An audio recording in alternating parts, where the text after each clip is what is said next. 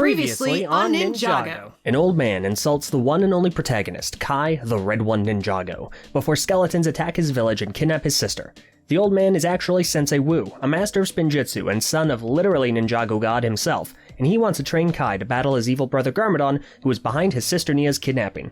Kai and 3 others learn SPINJITZU and defeat the army of skeletons, save Nia, and collect the golden weapons of SPINJITZU. The evil GARMADON escapes through a portal to another realm after engaging in fun sibling rivalry. Group shot. Later, ancient snake tribes get released by bratty and evil Lloyd, who wants to be like his father GARMADON with the help of a cannibal snake by the name of Pythor. The ninja decide to take Lloyd in instead of giving him another wedgie. Nia becomes a powerful samurai named Samurai X and starts to date Jay, the blue one, Walker. Zane, the ice one robot, finds out that he is a robot. And Cole, the fall guy bucket, successfully does a dance move that has haunted him since he was 8.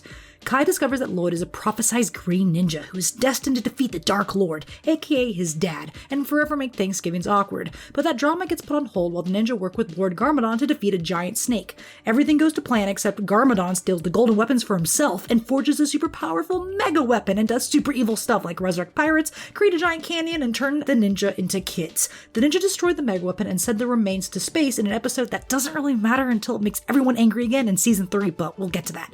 Lloyd is now a big boy. GARMADON washes up on the shores of a golden beach on the Dark Island and begins to work with the floating strawberry jelly monster known as the Overlord to take over Ninjago. The ninja try to stop him by going to the Dark Island, getting new collectibles, and stopping an ancient clock, but it doesn't work. Nia gets captured as a reference to the pilots, Lloyd gets hurt and should drink more milk, and the whole stone army escapes to Ninjago City. However, they conveniently find a golden mech made by a Ninjago god in the Temple of Light and use that, plus their 4-headed Ultra Dragon, to fly back to face the Overlord. The real actual protagonist, Dareth, the brown ninja Chadley, picks up a neat helmet and controls the entire evil army, and Lloyd defeats the Overlord as prophesized and balance is restored because Light won. Oh, and GARMADON is good now. Thus ends Ninjago. Over 200,000 phone calls from parents later, Ninjago is alive, and so is the Overlord, and he is thirsty for Lloyd's golden power. The ninja tried to retire as teachers in some random new school, but during a field trip to New Ninjago City, robots controlled by the Overlord attack the ninja and force them out of retirement. One of the robots is Zane's new crush, Pixel, who slowly warms up to his flirtatious dialogue. The ninja managed to kill the power, and also Zane's girlfriend. Oh no, wait, Zane gave her half his heart to keep her alive. Aww. Oh yeah, also Sensei Wu is evil for like 2 episodes, and some mysterious stranger is working for the Overlord. The mysterious stranger, who is Cannibal Pythor from before, kidnaps Lloyd while the ninja learn of the Curse of the Golden Master, a prophecy from the now good Serpentine about how a being with golden power will seek to take over the world, and the ninja start to suspect Lloyd, which goes absolutely nowhere. Anyway, the ninja successfully kill the Overlord from inside the internet, and that's this season. Just kidding. The Overlord still isn't dead and wants the golden weapons from space. Now everyone is mad again about that episode that didn't matter, and so a bunch of robots with ninja stowaways go to space. The robots get the gold and bounce and leave the ninja abandoned. The ninja work together to build a barely functioning rocket ship to shoot them back to Ninjago, where Zane sacrifices himself to kill the Overlord, now Golden Master, once and for all. The ninja hold a funeral and mourn that Zane is dead. Zane is alive, and he is used as bait for the ninja to travel to a mysterious island belonging to Noodle House owner Master Chen, who is starting an underground fight club amongst elemental masters. Rule number 1 is don't talk about Fight Club, and rule number 2 is Chen is actually stealing the elemental master's powers in order to power a spell to turn him and all of his followers into snakes. His daughter Skylar is in on the act until she falls in love with Kai. Somehow, maybe... It's weird, and turns against her father. The baddies successfully transform into Serpentine and attempt to take over Ninjago, but are stopped by good GARMADON sacrificing himself to release Serpentine ghosts that end up turning the fake Serpentine into real ghosts. However, the cursed realm was open just long enough to allow the main antagonist for the next season to enter the plot. Moro, the Master of Wind and Master Wu's first pupil, possesses Lloyd and steals Wu's staff that has a secret message to help get to the tomb of Ninjago God. The ninjas start to go after the clues at the same time as Moro, which will lead them to the cunning thief Ronin, who lets the first clue get into Moro's hands. The ninja get a clue from a haunted temple that literally kills Cole and leaves him as a ghost. They then beat Moro to a mystical realm called Cloud Kingdom, where monks write the destiny of everyone in Ninjago. So much for free will. And also, this terrifying thing is here. However, Moro finds his way through the VIP door and he gets to the next clue before the ninja. But the ninja fight really hard, and they get the sword before kinda pushing Moro off a cliff. Ronin then steals the sword and gives it back to Moro, but he tells the ninja where the tomb is anyway because he felt bad for stealing the sword. The ninja and Moro make their way through the tomb and find the Realm Crystal, a magical crystal that allows the user passage through the 16 realms. Moro gets the crystal, abandons Lloyd, and frees his master, the Cursed Realm herself, who looks like a sideways bowl of spaghetti, or someone's face when they suck on a lemon. The ninja battle against the flying spaghetti monster, and Nia unlocks her true potential as the water ninja. She drowns the spaghetti and exorcises like thousands of people, and the ninja save the day. Moro dies. Again. Next, the ninja, now superstars, get word that an old sorcerer buddy of Chen's is traveling on a train, so they get all up in his business and go after him. They get sidetracked with a Grant-A-Wish kid named Nelson who broke both his legs and wished the ninja could sign his cast and make him an honorary ninja. They do that, then get caught by the paparazzi, but Jay and Nia have a moment as a couple, and it ends on a sweet note with Jay and Nia hugging. That's it! Nothing else happened. Especially not the sorcerer freed an ancient pirate Jin, who then freed his entire crew, captured all the ninja except Jay, married Nia, and tore Ninjago apart into giant floating land masses in order to recreate his home realm that was destroyed when the ninja killed the spaghetti bowl, so that when he married Nia, he became all-powerful and was only stopped because Jay wished it never happened while holding Nia's corpse. Never happened. Moving on to Ninjago Halloween, known as Day of the Departed, a holiday that happens annually but is only mentioned once in the whole series. The ninja all get attacked by a reanimated gallery of villains from their past, including Pythor, Master Chen, and a General Grievous skeleton. Cole beats up an old guy and goes through a magical rift and becomes a real boy once again! He also gets this cool scar that totally doesn't just randomly vanish in 2 seasons for no reason. Later on, this random dude drops out of time itself and 1v1s Master Wu, absolutely saucing him. The ninja learned about Crux and Acronics, the Hands of Time, elemental masters who had their elemental power drained because they abused it, who were then lost to time along with Time Blades, this season's new collectibles. Now they've returned, and one by one they get their weapons back and grow their snake army in some random swamp outside Ninjago City. Kai and Nia discover that their parents are, surprise, not dead, and surprise again, working for the Hands of Time. They were peacefully working for them not because they are evil, but because they actually thought the Hands of Time were going to hurt Kai and Nia if they didn't comply, after Acronics threatened 2 martial arts masters with a sword. Over a decade ago. Anyway, the Hands of Time get their time machine up and running, and they try to rewrite time, but are stopped by Nia, Kai, and Master Wu, who time travel too, and then Master Wu and the Hands of Time are lost to time while Kai and Nia somehow return to their proper time. Can I please stop saying the word time, please? Some time passes and Lloyd goes through puberty properly. The ninja all look different, and not because of some random C-grade movie, but because of time shenanigans. Alright, no more mention of time, I'm sick of it! A biker gang called the Sons of Garmadon are going after powerful relics called the Oni Masks, which grant the user convenient powers, and if all 3 are combined, it could allow for the resurrection and abrupt relevancy of Lloyd's father. The ninja protect one of the masks in a palace that has apparently always existed in Ninjago City, and Lloyd falls in love with the princess of Ninjago that we've never heard about before, Harumi. The palace is attacked, the empress, emperor, and weirdly sus bodyguard are killed, and the ninja flee with Harumi. While on the bounty, a new Samurai X attacks them, and it is revealed that the Sons of Garmadon's leader, the Quiet One, is behind the attack and turning Samurai X against them, who, by the way, is Pixel in disguise. Harumi and Lloyd get separated from the others when the bounty ends up crashing again, and they manage to find the last Oni mask in an ancient Oni temple. Their date goes south when Harumi casually tries to kill him. Turns out the kind and beautiful Princess Harumi is actually the manipulative and evil Quiet One. They resurrect evil Garmadon, who then brutally beats his son and almost kills him. The ninja take him to a tea lady who gives Lloyd enough strength to live, but his powers and green eyes are gone. The ninja plus this random baby that happens to be Master Wu almost die by the hands of Garmadon's giant stone titan, but escape just in time to another realm. Lloyd, Nia, Pixel, and Brown Ninja Dareth are left to protect Ninjago City, believing their friends are powder. The ninja are stuck in a desert wasteland with wild and very mean dragons and meaner dragon hunters. Wu is aging quickly, and the ninja team up with a dragon hunter named Faith to find the mother of all dragons, known as Firstborn, so they can go back home. Meanwhile, in Ninjago City, Garmadon and the rest of the Sons of Garmadon hunt Lloyd and his allies, who now include other elemental masters, such as Skylar.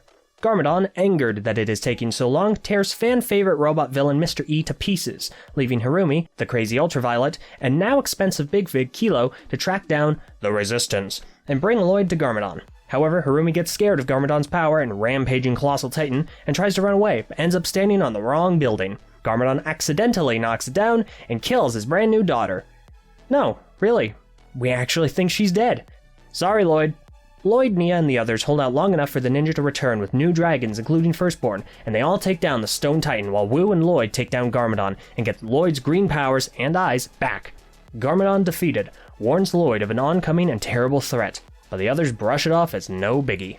While the ninja get their bounty back, that big threat that Garmadon warned about turns out to be 4 episodes instead of 10. and also a massive horde of shadow creatures called Oni that have come from another realm and are ready to take over Ninjago. They entered through the realm crystal at the base of Borg Tower and brought a big smoke cloud that turns people into statues. The ninja free Garmadon, and he goes to the giant cloud in Ninjago City to fight the Oni. Lloyd, who has some Oni blood and can survive the black cloud, tags along.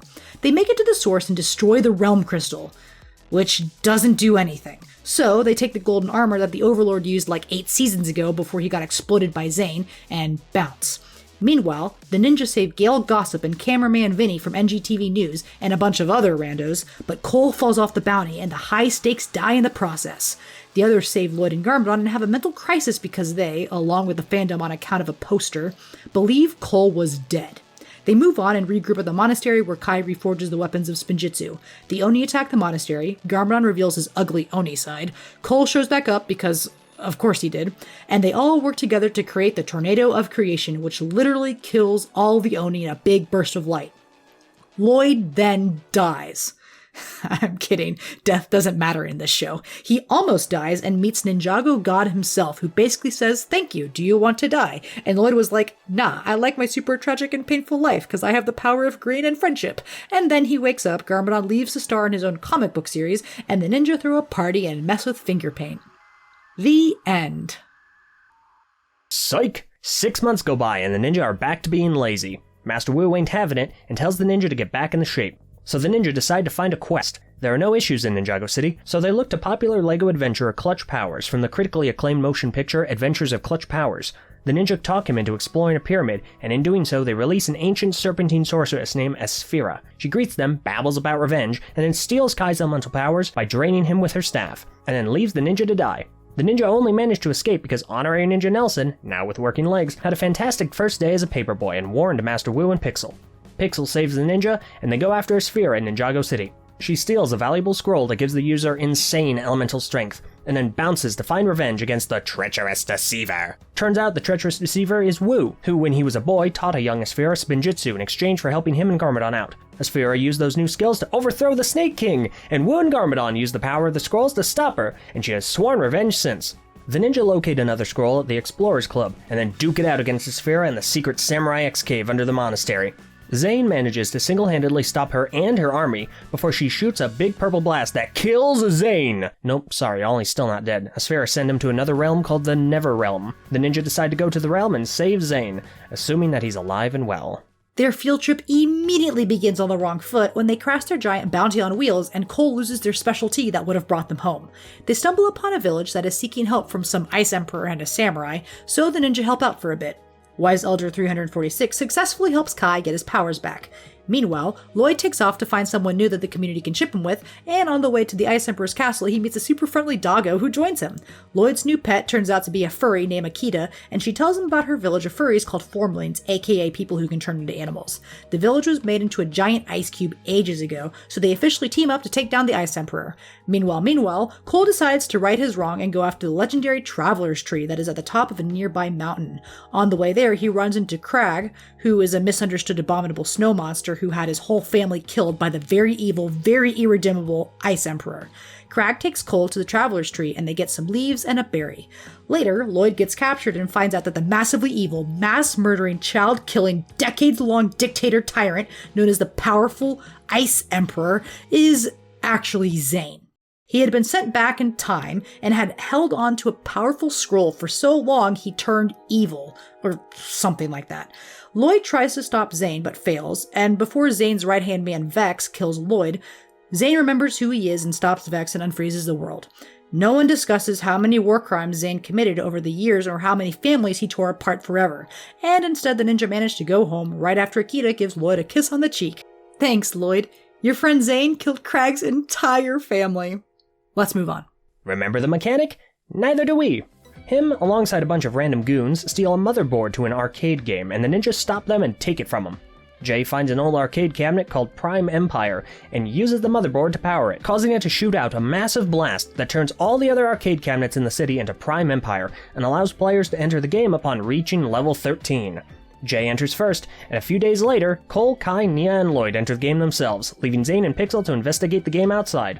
They find Jay is the head of a cult, and together they begin to go after the new collectibles that will allow them to face off against the big boss at the end. The ninja meet NPC Okino, and tell him life is a lie. Then they meet NPC Racer 7, and tell her life is a lie. Antics ensue, and all the ninja become companion cubes except for Jay and Nia. The two of them make it to the end, but an angry sushi chef is mad they didn't pay for their free sushi, and cubes Nia. Jay takes on the big boss, aka Unagami himself, who wants to use the life force of everyone who has died in the game to power up a portal so he can become a real boy? Jay tries to stop Unagami but fails, and they both exit the game. In the real world, Zane and Pixel locate Unagami's dad using the power of film noir, but Zane gets captured and is used by the mechanic to power the portal. Unagami and Jay cross over and duke it out in the skies before Jay gets shot down. They have a brief heart-to-heart before Unagami's dad, Milton Dyer, confronts Unagami. Milton decides to adopt Unagami, who is now happy and frees everyone he used in the game to power the portal. The ninja all reunite, the NPCs enter Ninjago, and Unagami lives happily ever after with Milton Dyer. No one talks about Unagami being a tyrannical ruler and forcing people to suffer under an iron fist. The ninja get invited to a party. Turns out there's yet another secret kingdom in Ninjago, and the princess there, who isn't evil, right Lloyd, is having a birthday. The princess Vanya takes a liking to Cole for some reason, and their friendship, only a friendship, begins. Cole then gets jump scared by a tiny Thanos looking for a ghillie, and Cole discovers that Thanos somehow has his dead mother's locket. Nobody believes him except for Vanya, and together they investigate the mines underneath the secret kingdom, where they discover more small purple people and guest stars from Lego Castle. They're enslaved by wither skeletons guest starring from Minecraft and a new foe called the Skull Sorcerer. Antics ensue, and the rest of the gang find their way down there. During their time apart from each other, Nia accidentally becomes queen of the green people, while Kai somehow manages to become chancellor of the purple people. Cole finds out that Vanya's dad, the king of Shintaro, is actually the Skull Sorcerer, and the king doesn't ship Cole and Vanya, and chucks him and Master Wu down a massive hole. Vanya jumps after them, and they fall until they hit rock bottom, literally. They find a local D&D group, and together they find Kai's they find a Cole mech, and they use that, plus a minecart guest starring from Minecraft, in order to escape to the surface. The Skull Sorcerer captures everyone in the meantime, and is about to feed the ninja to his pet skeleton dragon, when Cole steps in and uses the new collectible blades to beat the skull. Never mind, they were too fragile. Just like the Ninjago community, when the ninja's designs changed. The Skull Sorcerer goes, "Your mom," and Cole cancels him. The entire kingdom celebrates. Vanya becomes queen to cap off the worst birthday party ever, and the ninja all ride into the sunset, ready to take on the next adventure. And the entire time, nobody wished Vanya a happy birthday. Turns out Master Wu didn't want to include the ninja on that next adventure. The ninja find out that him, Lloyd's mom, and more importantly, Clutch Powers from the critically acclaimed motion picture Adventures of Clutch Powers, went missing on an expedition to an island that's super far away, and they decide to rescue them. The ninja make it to the island with the power of being a toy commercial and end up getting captured, except for Jay, who forms a second cult. They all get tied to stakes on the beach and watch Jay get literally sacrificed to the ancient spirit Wojira, a giant water dragon that brutally and graphically eats him right in front of the others. Turns out the dragon was a fake created by the cunning thief Ronin, who has been scamming the islanders out of their valuables, and he would have gotten away with it too if it weren't for those meddling ninja and their dog. The ninja end their short journey and stop Clutch Powers from stealing the all-powerful amulet the islanders have been protecting for centuries, lest it fall into the wrong hands and result in another season of Ninjago. In the new season of Ninjago, the ninja are stopping some trucks that hold a ton of Vengestone, rocks that suppress elemental powers, and Nia's water powers start going haywire. She can no longer control her element in basically any capacity. Her mom is called to help and instead makes it worse. Zane discovers a power surge that is coming from the ocean that correlates with Nia's issues. Her, Jay, Zane, Pixel, Lloyd, and Nia's mom all take a waterproof bounty down to yet another secret kingdom, where the prince is super evil. He kills his dad and works hard to wake up the big water snake Rojira. The prince's adopted brother, Benthamar, joins forces with the ninja and they escape the kingdom to go after the other amulet to stop Kalmar, in a reference to the commercial known as The Island. It turns out Clutch Powers did steal the amulet, which Kalmar then goes for. The remaining team in Ninjago City fights to delay Kalmar and give the other team just enough time to return. They succeed, and Wojira is promptly Wait, what? Turns out Kalmar is a magician, and swapped the real and fake amulets. Wojira and Kalmar attack and flood the entirety of Ninjago City. In their fight against Wojira, Jay fails to put on his diving suit from earlier for the sake of the plot and nearly drowns. In a desperate attempt to emulate her favorite social media tagline from the LEGO Ninjago movie, Nia becomes water, saves Jay, feeds Kalmar to Wojira, and destroys the Water Great Devourer. She then bounces. The ninja hold a memorial service for her, and the community judges who did and didn't show up for it. 1 year passes. A newer, better, and more vibrant ninja team protects the streets of Ninjago City. Zane turned off his emotions. Lloyd washes windows. Kai stars in a YouTube-Red original, he teaches young kids to beat up people.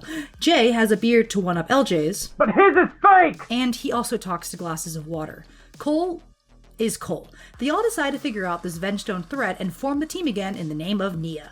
Meanwhile, Water Nia is living her best life of being water until she remembers she's supposed to be people and not water, following a conversation with the first Master of Water who also #BeWatered. She manages to find her way back to the ninja and asks them to save her. Zane ice cubes her to keep her from becoming Frosty the Snowman without the hat, and the ninja come up with a genius plan to free the serpentine sorceress Asphira and get her staff back so she can drain Nia's elemental powers. The new mayor of Ninjago obviously vetoes this, so the ninja do it anyway. They become criminals in the eye of the law, but Asphira manages to successfully unwaterify Nia. She escapes, and the ninja promptly go to prison. While they are there, they run into Cannibal Snake Pythor, D-grade villain Ronin, and a new threat wearing a kabuki mask and claiming to work for some Crystal King. Pythor gets broken out of jail to join the Council of the Crystal King, with Asphira and the Skull Sorcerer receiving invites as well. The ninja, thanks to Dareth and Nia, back as Samurai X, manage to escape the prison alongside goofy inmate Fugitive, who wishes to be in charge of the next J cult.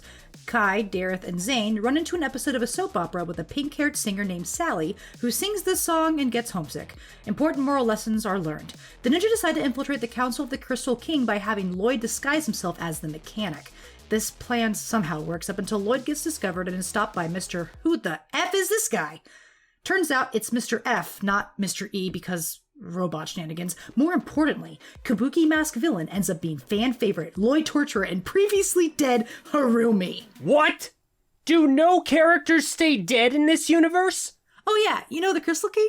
It's the Overlord! Okay, what the That's the recap. Thank you so much for watching, and make sure to tune into the second half of Ninjago Crystalized on Netflix, and probably YouTube if we're being honest, coming soon.